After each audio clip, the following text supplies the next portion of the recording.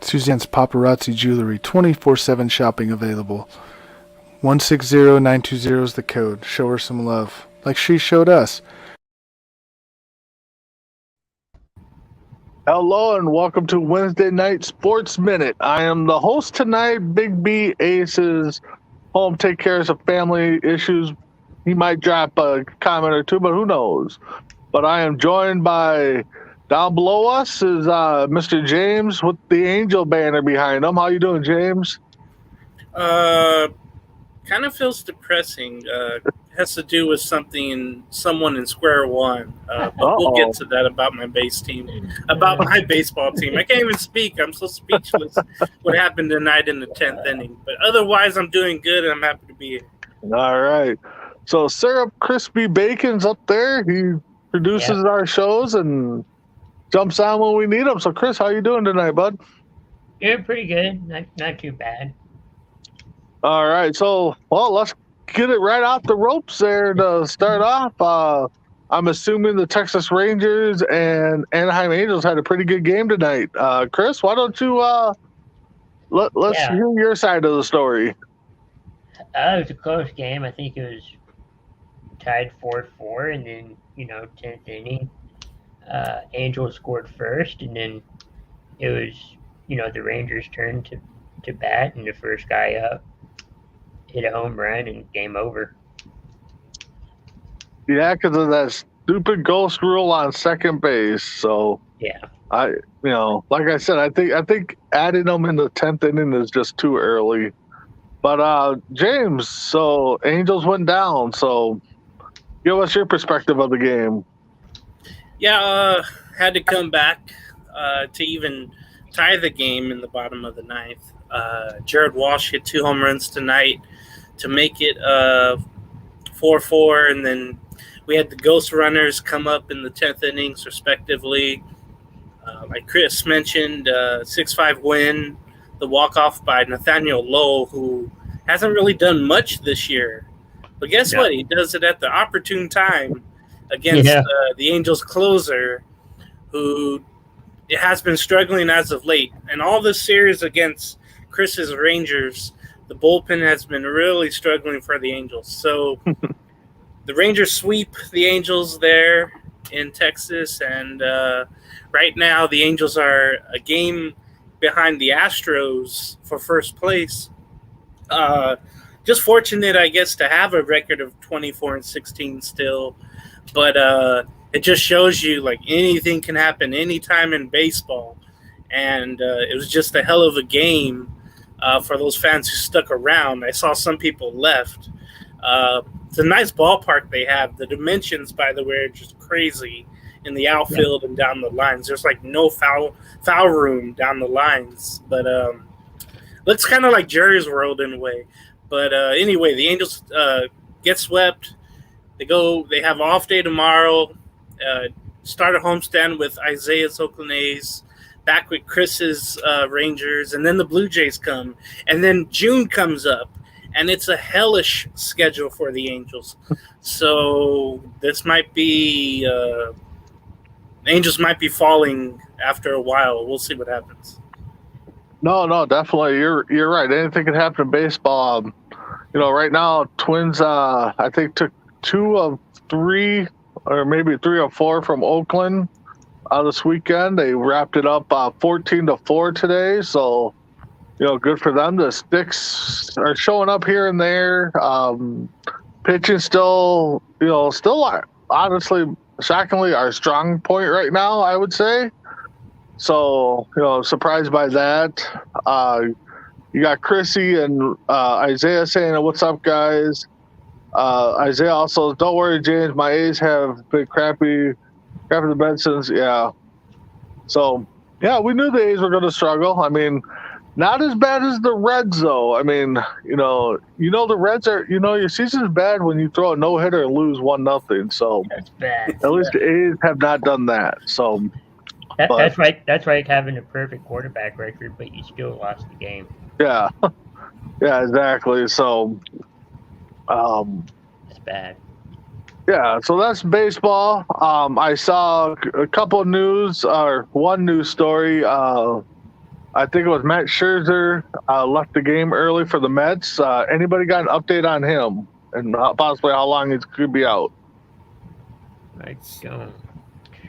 All I know, he left the top of the sixth, and we're all reminded when he had the dead arm in the championship series last year. And I'm always kind of worried as you get older, you start to kind of have some issues with that. And you start taking, and you're also taking longer to heal. You're not bouncing back right away. So right. And he's getting older, and all the innings he's thrown in his career. Right now, it just says left side discomfort. Okay. So it's nothing of the arm. Maybe a pulled muscle or something. So yeah, just we'll know more during the week. Yeah, and that's one thing. Like I remember, I think it was Smoltz. John Smoltz was having some injuries, and Ace, if you're on, please verify if I'm saying something wrong. But he went to the bullpen for a couple years, and then came back and started a couple years. So maybe some of these pitchers need to think about that, like Kershaw, DeGrom, Scherzer. Some of these older pitchers, if they want to prolong their career, maybe go into the bullpen. Be a closer. So you're only pitching one out of one inning every couple days. So we'll definitely see that. So Chrissy, eventually the Angels will face off against the Red Sox. Sure. And then she said left side discomfort could be anything. Yeah, that is true. It could be anything. So yeah. So also the Twins activated Correa. They sent down their prize rookie Royce Lewis. Some fans here are kind of upset with that. Me personally,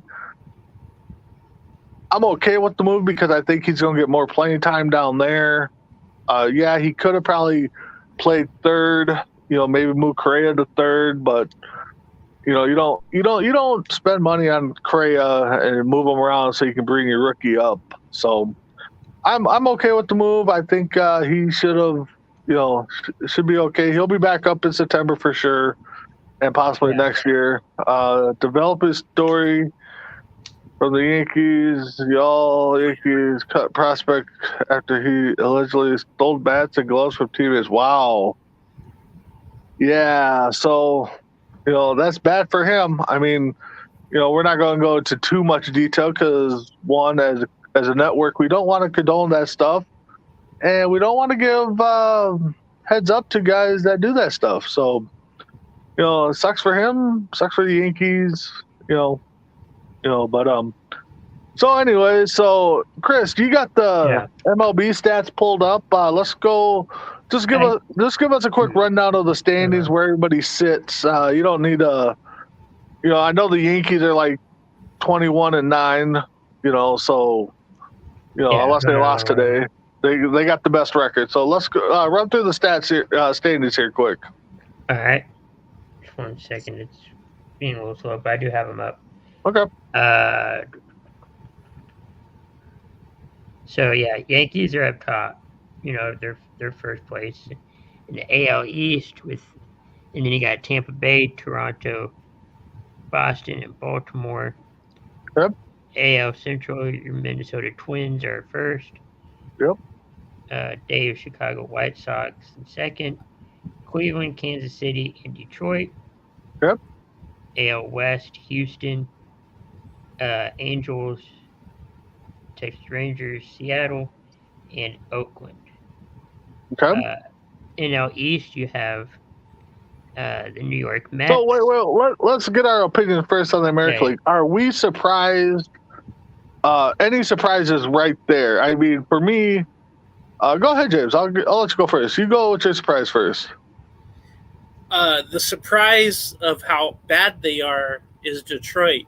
Now they're 5-5 in their last 10, but they're in last place, 9 games out of first in the AL Central. Yep. And I think another one would probably be the White Sox. They've dealt with injury, bad pitching, the bullpen and rotation having some injuries there. Yep. But I think Detroit we thought would be at least 500, not 13-25 for the American League for the bad surprises. I would have to say Houston would be the big. Not Houston. I'm sorry. The Minnesota Twins. I think Big B's ball club being 22-16. Yep. 3.5 ahead of those White Sox. I think that's a big surprise there in that Central. I think those two are the big ones. How about you there, Chris? Give us a quick surprise, good or bad or both.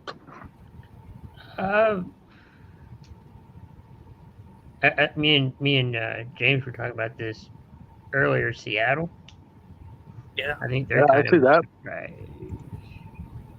Yeah, for me, I mean, it's just how good how good the Yankees are right now. I mean, they're just on a roll right now. So, the Twins are kind of surprising me, especially pitching. But honestly, I got to say I'm a little shocked about the Rangers. I mean, I know it's a long season and they started off slow, but hopefully they get going because they spent a lot of money this offseason. So, hopefully they improve. So, all right. So, welcome to the show. Oh, God.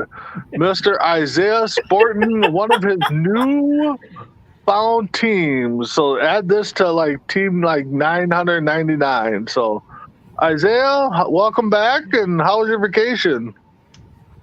It was pretty good. I'm happy to be back. It was a lot of twists and turns during this great vacation that I went on. I used a lot. I mean, I didn't realize that when you're on a cruise and you are in another country, that if you text someone that it charges more than normal. So I accrued more than $200 in international charge text fees.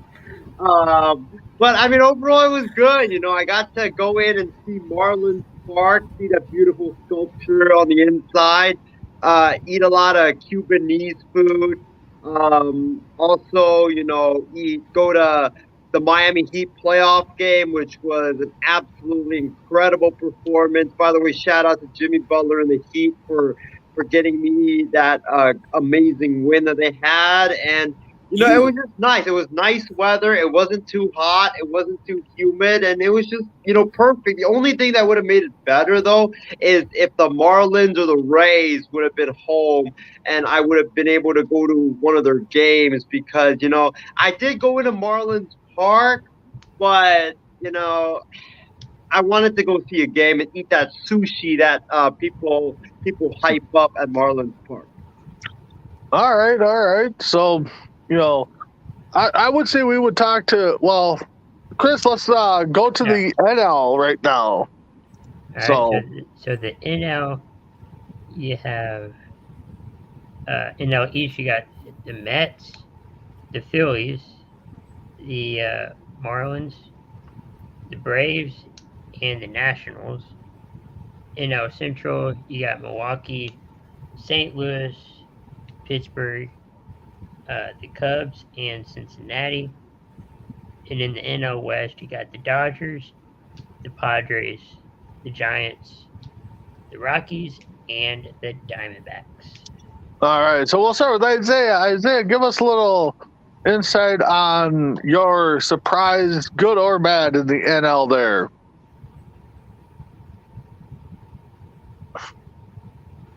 My surprise for the NL, My surprise for the NL would honestly be how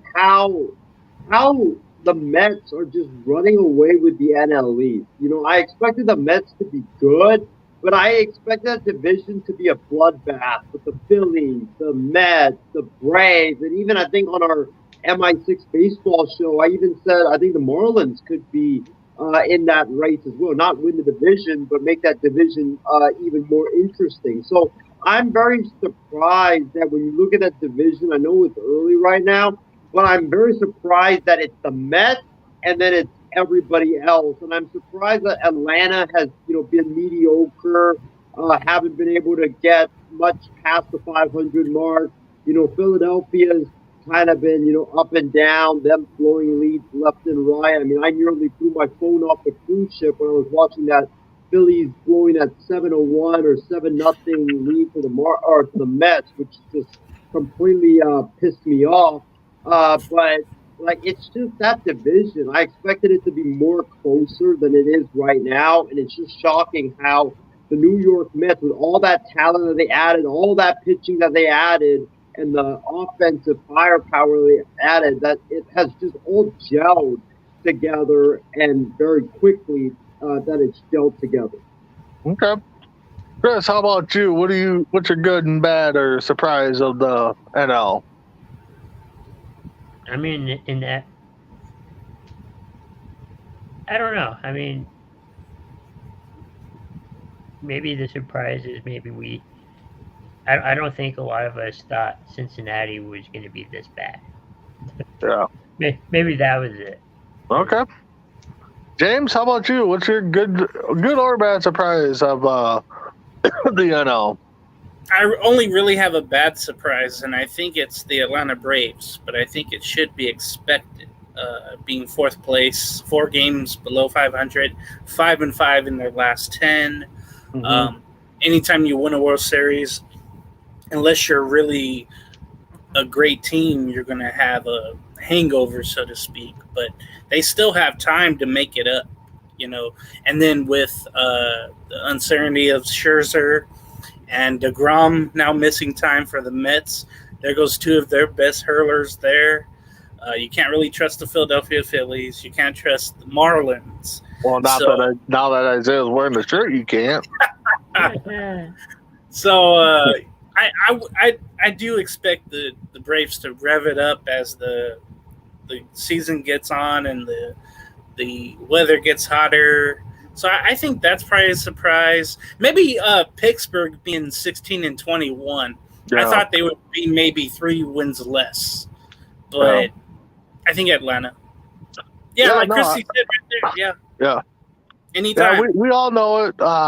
Especially if you watch Tuesdays on Deck. We got a guy, Dirk. He's a big Mets fan, and he's waiting for it to explode too. So, yeah, I see the Mets falling. The Braves are kind of shocking me, but I think Chris nailed a good one. Cincinnati, yeah, we knew they were going to be bad, but this bad. I mean, have they even got double-digit wins yet? I mean, they got 10 wins. They got 10 wins, okay. And then they throw a no-hitter, and lose to Pittsburgh. Another team that James brought up. So they're 10-26, 13 back. Yeah, they're done. So, and then another MLB story I want to bring up. There was a pitching debut. I think it was Sunday that everybody's been talking about. So it was Albert Pujols pitching in a 15-2 game against I'm trying to think of the team now. I want to say the Pirates, but I could be wrong. Giants, yes. 15-2 gets in the game. Chris or James, I know you had Pujols on your team for a while, but I cannot recall a game where the team that was ahead by so much threw in a position player to pitch. But outside of that, what did you think of Pujols pitching? Well, first of all, I would like to forget that he was ever an Angel, but he was there for 10 years or 9.5, whatever it may have been.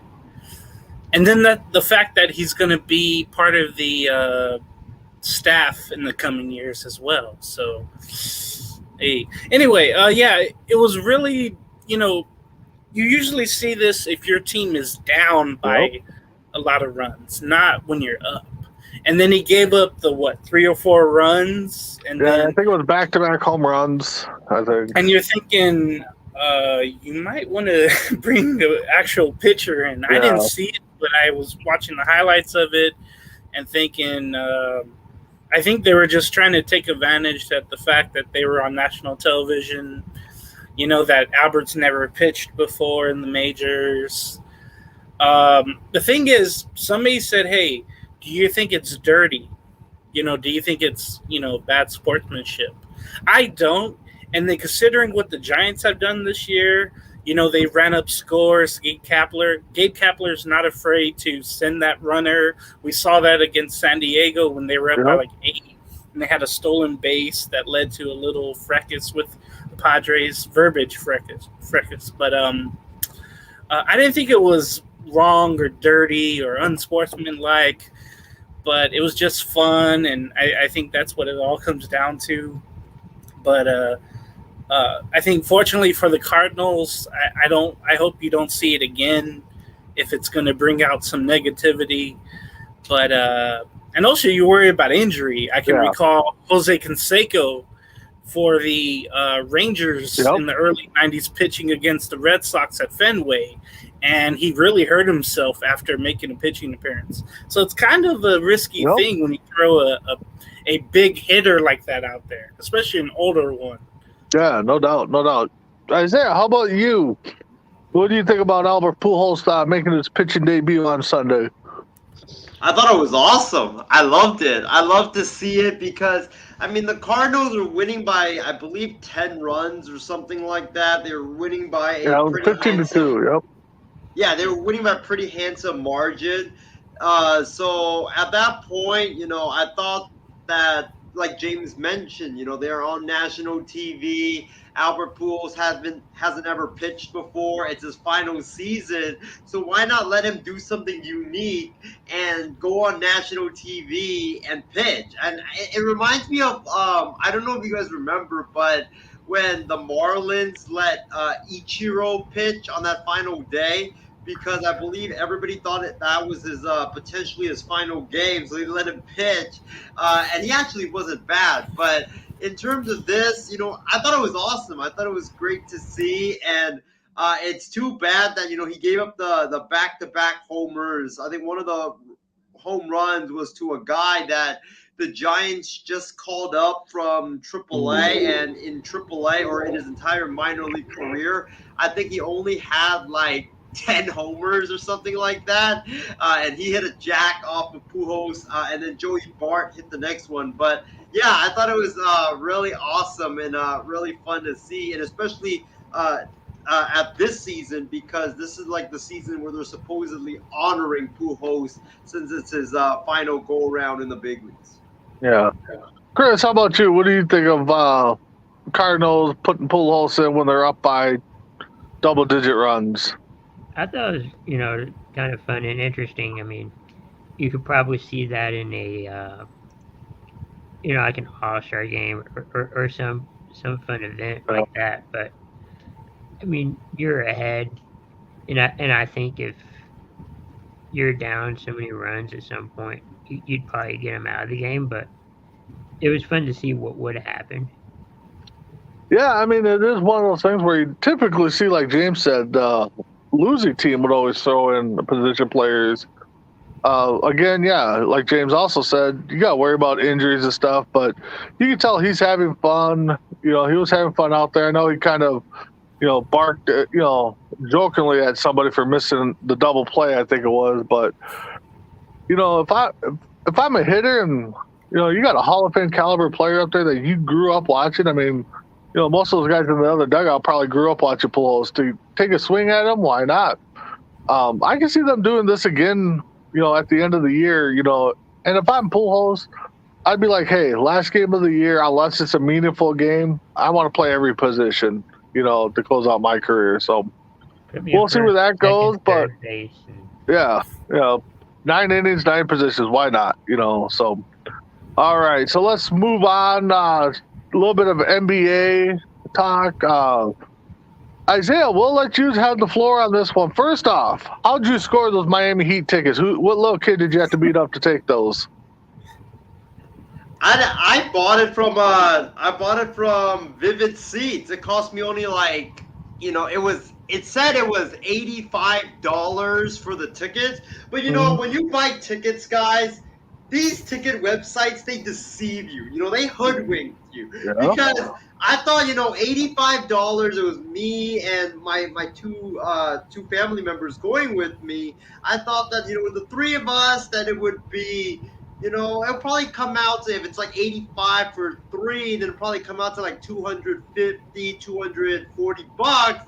It comes down to 340 bucks combined for three of us. Like, how is this even possible? It doesn't even make any sense with Taxes, with licensing fees. taxes and delivery fee and the other nonsense fees that you have to pay. I probably paid more for fees and taxes than I did for the tickets, because you paid $85 too much for where you're sitting at. So and I sat like the last section of the last row all the way up. Well, they must have had to fly you in. I mean, open up the stadium and fly you in from where you're sitting at. So anyway, how was the game there, Isaiah? I mean, the crowd looked good. And I got to bust your bubble on something that you said on social media, but let's get your takes on the game first. So, yeah, it was fun. I mean, Miami had control of this game from start to finish. I mean, it wasn't even close. I think the closest that it got was when Philadelphia cut it to like 7 points, but then Miami just took it away and ran with it. But it was just a good experience. I think Miami, out of all the stadiums and arenas that I've been to, I would say the Heat Arena is probably the nicest one, because it's literally right next to the water, and it's right next to like a bunch of palm trees that are overlooking it, so it's like super nice. And inside, it's not so bad either. I guess that day it was Jimmy Butler, the whatever, what do you guys call that? The headband giveaway that they gave to like the first like what 20-some thousand fans. So I missed it because I was late, because I just had to stop by at the McDonald's nearby the arena to get myself an iced coffee before the game, because I'm not gonna go in there and buy a hot dog for like $8 or $10. So I had to go into the McDonald's that was 2 blocks away, get myself an iced coffee, get myself a burger and some fries and a couple of apple pies, and then I had to bring that in. But stopping over at the McDonald's cost me to take more time than I needed, and then I had to wait in this long line, and it took me like 30 minutes from the beginning of the line all the way to the front just to get in. Like, it was a big hassle. But other than that, I mean, it was a great experience. It was loud. I also got to take a picture with that massive Victor Oladipo fat head that they have. I don't know if they show it on TV, but like, they show a bunch of the Heat players' fat heads during the fourth quarter. I got to hold it, take a picture with it. Also got to help hold that giant white Heat flag that they have in the stand. So that was cool. And yeah, it was just pretty good. It was a good experience. But the hot dogs and the pizzas, man, they're way too expensive. I ended up buying I bought popcorn there for $15. I think one kernel of corn cost me $1 each. All right, Chris, why don't you give us a little update on where the playoffs sit right now? Because I think we are in the semifinals, I think. Got 14 third round, conference finals. Yeah. Conference finals, yes, thank you. So let's see. I know Mavericks started their playoff series tonight against Golden State. It was not that good of a game. But no, I mean, it was a good game. I was sad that Mavericks lost the first, game. Okay. I'm getting. So we got the Mavericks Warriors versus Heat Celtics? Is that what we're at? Yeah, Okay. and it looks like they played their first game, Heat and Celtics, yesterday. Heat won that 118-107. All right. So, James, who do you got going to the finals? How do you see this setting up? Warriors, Heat. I think it all comes down to home court advantage, and both have that. Yeah, I got to go Warriors, Heat. I think even Boston right now, you're wondering if Marcus Smart and Al Horford will be ready for Game 2. If not, that's probably going to be a blowout. Who knows? If Jimmy Butler continues to score, almost 40 points a game, that's going to be big. You got Miami. They're pretty deep. They got people that will score double figures. It's going to take a lot for Tatum and Brown and the others to do well. For the Mavericks, I think it comes down to if they could steal a game on the road in this series. If they can't, it'd probably be over in 5 or 6. So I'll go Warriors against the Heat. All right. Isaiah, how about you? Who do you got in the finals? I gotta rep the Heat and pick the Heat because I went to the Heat game. I bought a Heat T-shirt. I even brought home some Heat confetti that the American or the FTX Arena, put out after the game. So I gotta go with the Heat. And for the West, I'm gonna go with the upset. Give me Dallas. I think that this is what's gonna transpire in that series. Dallas is gonna lose the first 2 games. Then they're going to go home. They're going to win the next 2 games in close fashion. Then Golden State's going to win Game 5. Dallas is going to win Game 6. And in that, it's going to be like that Phoenix-Dallas series all over again, where Dallas somehow, some way manages to steal Game 7 in the opposing team's home court. But this time, though, it's going to be closer than what it was on Sunday when the Suns played the Mavericks. I'm going Heat and Mavs. All right. Well, Chris, I feel sorry for you because Isaiah just jinxed your team. So, what do you got going? What do you think's going to happen? I think Golden State. I would like to see Dallas in it, but I see Golden State mainly. If Luka can, calm down, don't get too tempered, and then make some free throws, that'd be good. I think we have a chance. Golden State's different than Phoenix. Golden State's been here before. We've been here before, but it's just been a long time, 10 years or so. And that's why I think Golden State could win it. And then Maverick fans don't like the Heat too much. Too much bad blood there. So I'm going Boston. Okay. Yeah, I was going Boston and Mavericks in it, but Isaiah kind of jinxed the Mavericks there. No, I think he jinxed the Mavericks. I really hope to see it's Celtics and Dallas. I really do. Yeah, but I think either matchup, I think is going to be a good finals. I think so. So Isaiah, when you're at the Heat's game, you posted something about some center being the best center ever. Who was that? Bam Adebayo. And why do you consider him the best center ever? Well, I'm trying to think of a logical argument because there ain't one. I did have a beer in my system when I was at that game, and I was going, off the hype from the Heat fans. Well, you had more than a beer in your system. You thought he was the best center ever. But here's why. You know what? Here's why. Since I already started that argument, I'm just going to go with it. Here's why. Bam Adebayo is the best center of all time because when you look at this guy, right, he's 6'10", I believe. He is one of the fastest centers that I've seen moving from the one side of the court to the other side. I mean, this dude looks like every time you see him run up and down the court, it's like LeBron James running over to block Andre Iguodala. Like, that's how athletic this dude is. And, he's got a really underrated jumper. He is terrific around the basket and in the paint. Nobody can get any rebounds around him. And I just really think that with his athleticism, his size, and his ability to just bully guys in the paint, I think he can match up handily with all the top centers in the NBA. And here's why also I think Shaq would not be able to stop him.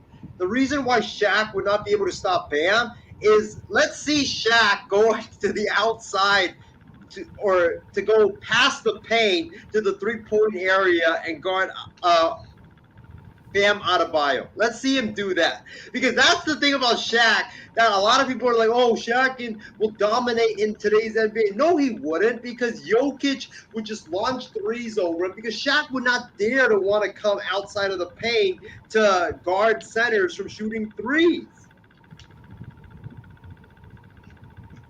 Well, Tim's got a good comment there. Kareem was 7'4", and he ran like a cheetah. So I know you're too young to know who Kareem is, but go ahead, James. What you got?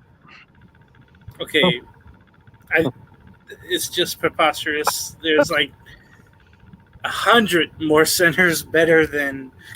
I think all of them have their own great thing, no doubt about it. Yeah. But, God, he's not even like what? He's not even 30 yet, and Isaiah's crowning Bam Adebayo hasn't won anything. Will Chamberlain, his I think second year he averaged 50 points a game. Can Bam Adebayo do that? No. Was Bam Adebayo a track star and a high jumper? No. Wilt was that. Yeah. Can Bam average 30 rebounds for a season? No, Bam can't do that. Does he have a hook shot like Kareem? No. Does he block shots like Bill Russell? I know he blocks some shots, but Bill was just all over the place. If Jack Sikma had a three-pointer back in the day, he would have been awesome. But, dude, there's so many better centers than Bam Adebayo in the history of the NBA. Even bad ones. There's some good times that they had. But Shaq, I think, would handle Bam inside. Just 7'1", 370, whatever he was, 340 pounds. Oh, it would be over. So when I read that, I was at work, and I was ready to throw something, but I didn't want to hurt him. I was ready to throw something. Just leave it up to our boy Isaiah to leave comments like that we could definitely go back on. Chris, though. Yeah. I mean, you had a good center in Dallas there. Dirk, I think he could be a little bit better than Bam. I would think so. I mean, because honestly, I ain't gonna lie, I didn't know who this guy was when Isaiah threw his name out there. So no, Dirk was pretty good too. I mean, he stayed with Dallas, all of his career. So, and Dirk can shoot the three, so yeah, you can't use that argument against Dirk. So, but yeah, I think he had a little bit more than. And there's another comment we're gonna get to here shortly, Isaiah. That you brought up too. So, and I know this is SportsMinute, but we're gonna go a little off track here. So, anyways, guys, so I know hockey's not our forte for four of us, but Chris, can you give us the latest standings for the NHL playoffs there, aka the Stanley Cup? Just because Isaiah did not know that. So. Stanley Cup playoffs. We are in, I think, the conference finals as well, aren't we? Yeah, I think so. Second round, yeah. Okay. So game 1, Calgary beat Edmonton 9-6 today. Let's see. I think that was only scored today, but right now you have Calgary. I gotta look at the bracket, but I know Calgary and Edmonton are in the playoffs, and then but if you had Pittsburgh and let's see. So you got Tampa Bay I hate when the computer does that. Tampa Bay Lightning. Oh, here you go. All right. Sorry for the technical issues. So you got Colorado and St. Louis. And that's 1-0 right now, Colorado? I believe so, yeah. Okay, yeah, they won an overtime game yesterday. Edmonton and Calgary. Edmonton won that one. Yep. You also have, I believe, Washington or Florida and Tampa Bay. I'm sure Tampa Bay won that one. That should be a good series, I think. And then you got the Rangers and Carolina. New York Rangers. Okay. All right. So got some good series there. So hopefully the next couple weeks we'll be throwing out our Stanley Cup predictions. Like I said, I know us four, we're not really the hockey guys, but playoff hockey is a little bit different animal. I definitely watch it a lot more than regular hockey. So guys, before we get into our last topic, typically we do our MLB GM teams that we're rooting for. Fortunately, I have tech issues on my laptop. That's where all the information is for that. So we'll get to that next week, hopefully. But any topics you guys want to bring up before we get to roast Isaiah one more time?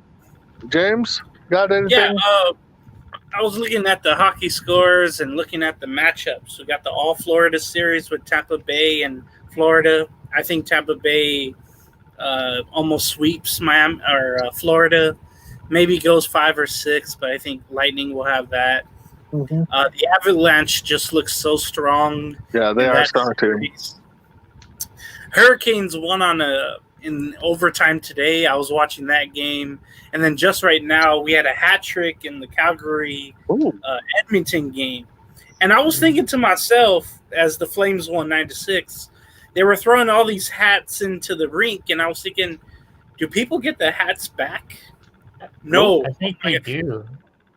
No, I always wondered. Nah, Minnesota, when you throw your hat in there, they'll give you a discount to buy a new hat. At least that's what Minnesota does. Wow. Now, before there were some nice hats out there. Yeah, exactly. They're throwing nice hats out there. So I want to ask Chris and James this before I ask Isaiah. Does Isaiah know what a hat trick is? I think so. Yes. All right, Isaiah, you're on the spot here. What's a hat trick in hockey? Don't let me down. Don't let me down. Please don't let me down. Is it one player scores a goal, he gets a save, and also he gets an assist? That's what it is, right? You started off on the right track. You started off. No, Isaiah. It's when one player scores 3 goals in one game. Oh my God! I should always pick no every time. I should pick no. Darn it. All right. So, Chris, you got anything you want to chit chat about? You got a story we might have missed? We can go into detail another day, but if you looked at the schedule, who's your toughest opponent For the NFL? Yeah. All right, let's throw that out there quick. For me, Minnesota, it's always going to be the division teams. The Packers, the Bears, the Lions. They always split. It's always good games. And outside of that, I mean, to me, Minnesota themselves is their toughest opponent because, they blew a lot of games last year on that defensive side. So hopefully that could be better. So, James, how about you? Yeah, I agree. Division opponents, especially in the AFC West this offseason, it was just transactions on steroids, man. I couldn't believe it. And speaking of buying tickets, like Isaiah, right away last Thursday when the schedule leaked out before it was supposed to, I found out my Raiders will be in LA on opening day. So I quickly gobbled up a couple of tickets. And I'm hoping to bring a Raider fan with me and not a Charger fan. But we'll see. Hopefully you're sitting a lot closer than Isaiah was. So. Oh, I'm definitely front row. Oh wow! So yeah, I made sure. All right, front row. Chris, how about you and the Dallas Cowboys? Your toughest opponent you see? I would have to agree with the division, but going out of the division, probably Dallas going to Green Bay for the first time since McCarthy's been hired. Nice. I think the last time Packers came here, but now, Dallas goes to Green Bay, so that's going to be kind of interesting. All right. It's probably tough. All right. I'm afraid to ask Isaiah because I know he's going to say the Niners are going to have a cakewalk schedule. Trey Lance is going to be MVP of the year. He's going to have a perfect passer rating throughout the whole year. So, Isaiah, who is the Niners' toughest opponent that you see coming up? Well, I'm looking at the. And if you say Jacksonville, I'm going to come through that phone and slap you. No, it's not Jacksonville. So the Niners open at the Bears, and then they play Seattle, and then at Denver, and then the Rams. So it's like there's a lot of tough opponents to pick. But you know what? It's not going to be Denver. It's not going to be the Rams. It's not going to be the Cardinals or the Chiefs or the Buccaneers. I'm actually going to go with a stunner. I think it's going to be that game that the 49ers have on December 15th in Seattle against the Seattle Seahawks. And I know Seattle. What week is that, Isaiah? What week is that? That is, let's see. No, week 15? I believe that's like week 16. Okay. Because our man Tim there's got a prediction by week 7. Chris, can you pull that up? I'd be down with that. I think no. Hold on here, Isaiah. Okay, you be down with that. I get that. But all last year we had to hear you state that it was Trey Lance's team. Trey Lance, Trey area. Yeah, Trey area. And now you're throwing the NFL's last pick of the year, Mr. Irrelevant, and saying, "Oh, we'll be okay with this." Come on now, Isaiah. You need to back somebody. Mr. Irrelevant's bad. I've loved Brock Purdy ever since. You didn't even know who Brock Purdy was. Come on, Isaiah. No, I did. Even James knows because he sort of did. I had a shirt. Okay. I had a shirt with the words "GOAT," and the face on the shirt was Brock Purdy. Oh, that was him? So you jinxed him. You jinxed him for his draft. That was Brock Purdy. I've always wanted him on the Niners, and I'm like, you always wanted him, but you had Trey Lance. Now you've always wanted this guy. Next year you're going to want Brock Osweiler to be your quarterback or something. I mean, But at one point you wanted Pickett too. Yeah, you want to pick it. Yeah. You think you think Jacksonville's going to go 11-6, and Trey Lance is going to be the MVP? I'm still waiting for you to accept that bet. I think James is too. So, but anyways, do something on Purdy because I'm like starting to get this itch that I think Brock Purdy will be a big part of the 49ers next year. I don't know why. I just sense that. That's because the Niners don't know what they're going to do. They got Jimmy G they can't trade. They got Trey Lance that obviously they're not happy with or don't think he's going to produce because they would have traded, Jimmy G as soon as possible. But, we'll see. I mean, trust me, if Purdy plays, I mean, that would definitely be something to write about because Mr. Irrelevant gets to start in the game. Definitely going to be something. Well, first he has to finish his party. But. Yeah. So, all right. So we got about 10 minutes here, and James, Chris, I know we're Isaiah, man. We all know music, and like I said, this is definitely off SportsMinute topic, but I don't get to see Isaiah often. But if I said who was the greatest singer group in the last 30 years, oh my god, James and Chris, who would you guys pick? Go first, Chris. I'm still trying to think. My Florida comments are coming back to bite me in the ass. Well, yeah, it's going to because this one's ridiculous. Go ahead, James. I don't know. How do we define greatness, though? Like my favorite, or like whatever you think? Because if you say Justin Bieber is the greatest singer of all time in the last 30 years, you're going to be the second one to ever say that, James.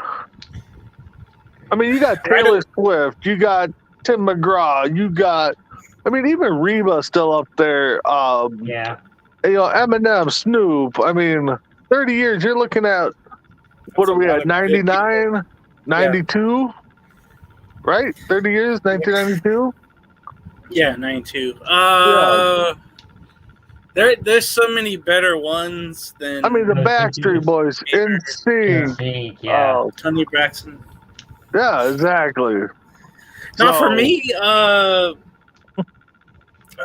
God, I always go Pearl Jam or Nirvana or Foo Fighters. I mean, There Tim's you throwing go. out there Prince, and Prince has been around since, well, rest in peace, but, Prince, you know, early 90s, yeah. Justin Michael Timberlake. Jackson.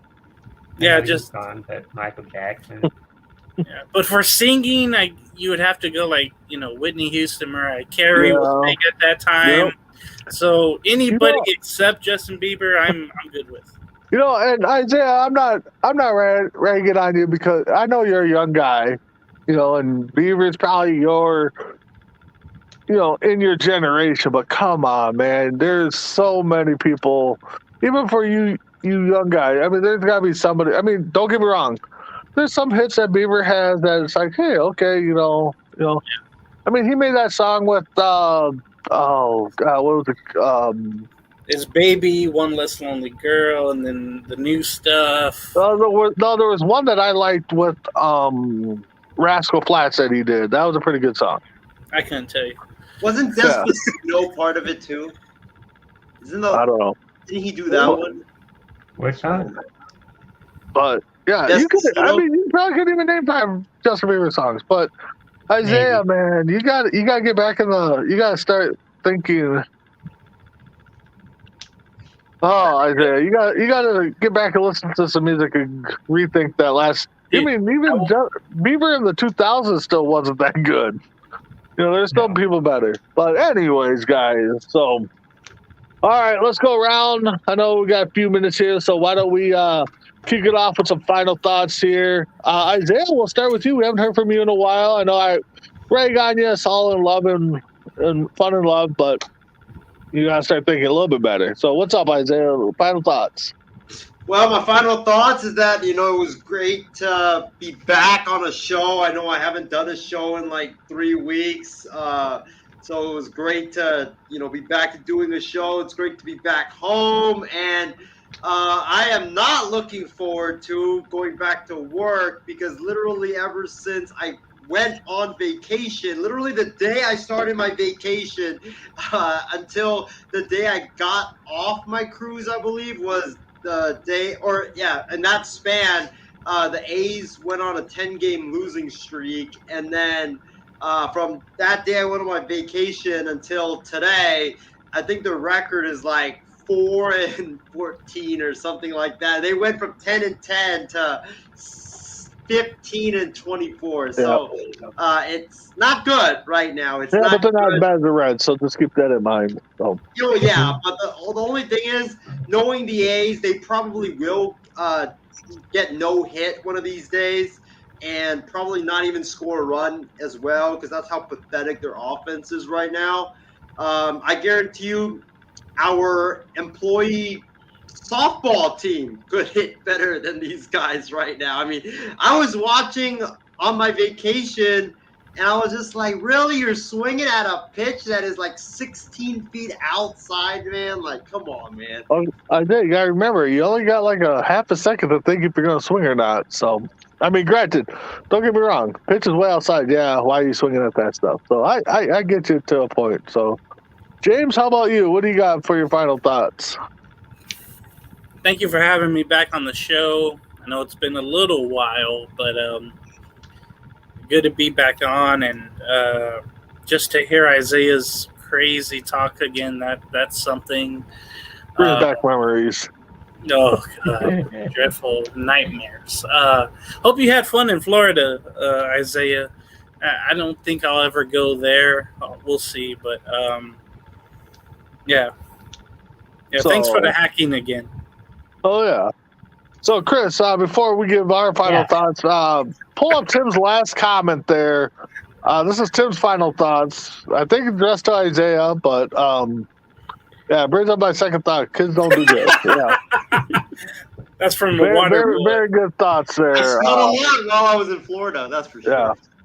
Yeah. So Chris, why don't you throw us some final thoughts there for yourself? Thanks everyone for watching and tuning in. Good talking sports and great things coming to the network. In the near future, and just keep watching Coast to Coast. Yeah, exactly. Definitely keep watching Coast to Coast Entertainment Network. Like Chris said, there is big things that are brewing. We always looking for show ideas and and all that fun stuff. So we're going to try to do a Sunday morning tailgate. Give us our predictions. I know we talked about it last week. Had some technical issues on my end, so we're going to hopefully get that show up and running this week, where we'll give our full rundown of all the schedules and divisions and all that stuff. So keep checking in. Tomorrow, Chris, what show do we have tomorrow? We're going to show OVW tomorrow, Ohio Valley Wrestling, and then we also have I think the Big East Indy mess around show. Yep. So y'all got any more football games? I believe we got one coming up Saturday. Cool. I'm gonna be tuning in for that, man. Yeah, big shout out to our Oregon Cougars. Oregon Cougars football team that we've been helping out with the sponsorships and showing their 2-3, right, Chris? Have a chance to win. If they win their next 2 games, and they'll be in the playoffs. So good luck to them. Keep supporting them and any local football team around. Especially if you're got a women's team around there, definitely support them. Yeah, so with that being said, definitely want to send out a little happy birthday, Colin, if you're watching. Yeah. Happy belated birthday. I think it was yesterday, so hope you had a good day. But with that being said, I'm Big B. That's James, Isaiah, Syrup, Crispy Bacon. Check you all next week on SportsMinute. Have a good one.